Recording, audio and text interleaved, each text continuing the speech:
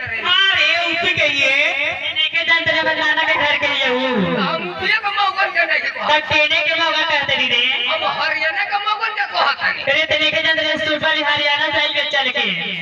और सुन देख ले कैसन बा और चोकटा ही हां रे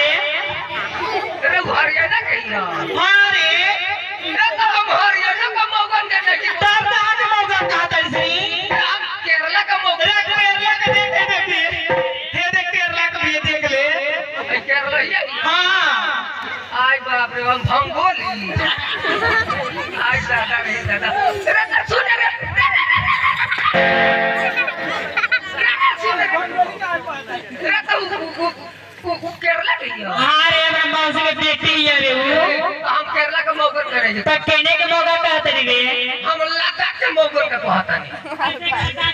ए हम लद्दाख कहेंगे लद्दाख किया है हां रे मानबो लगा कि ना मानबो आपे मानबे कि ना मानबी मानबो कि ना मानबो एक मुंह ना देखा कैसा लौकता हमार मुंह हां रे कैसा लौकता हमार मुंह रे बुझाता भांटा में के टिकल हारी है तोर मुंह रे हमार मुंह हां रे भाटा में का टिकल हारे नहीं लौका हां तो सुन ना ये भाटा में का टिकल का हरीवा ना रही तनु हां तो तोरा कोला में का भांटा कीड़ा गई रही एक पदलू के बेटा नाती के लइका आ हमर बाप के साथ तारा के मेमोर चिमोर के आज चूल्ही में झोंक देम कि ओरा जेबो हां रे मिमोर के चिमोर के अपने के चूल्ही में झोंक हां हम ओरा हां रे ए ते मिमोर के चिमोर के अपना चूल्ही में ते झोंका भी हां आ वही में जे कहीं अपन हाथ गोड़ जे दान दे हानि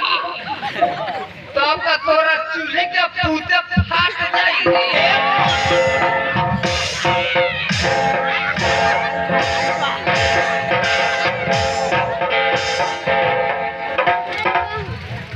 आते ना मानबी पापा का मौगी हाय बाप ए हमरा पापा का सारा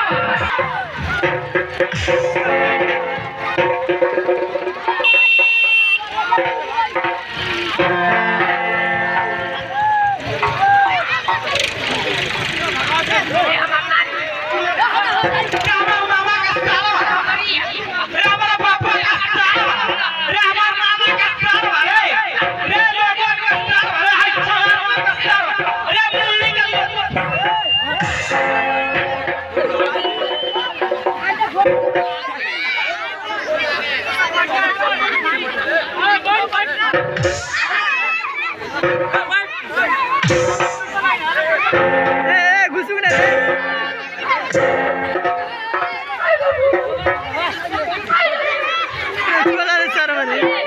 हमने हाई पांचों जन के हाई मुरली के जितना लोग बना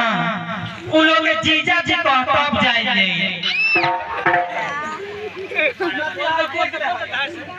सारी के दीदी कहीं अरे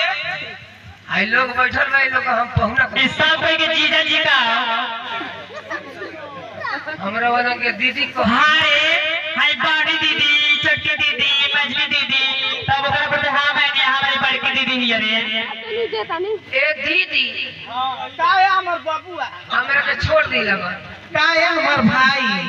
छोड़ दी लगा ऐसे थोड़े छोड़न नहीं पैसे छोड़ा लगा पाइला हमने के लिए दीदी तो पहिए देले अभी लोग के जीजा जी को हाँ ये जितना लोग बा उतना लोग की सब लोग के जीजा जी हाँ तब तनी छोड़बू हाँ रे आई जितना लोग बैठल बा ई सब लोग के तोनी मेहरारू हो हाँ रे तोनी के हाँ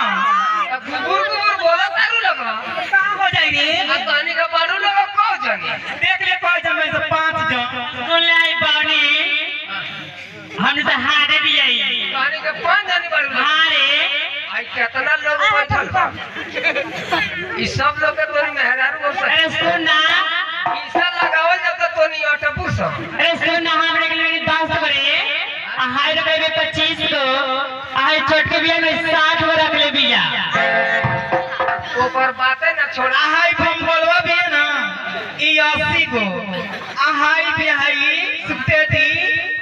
ई 500 अकेले रख ले भी ए दीदी छोड़ दी लगा हमरा के आई लो जीजा जी को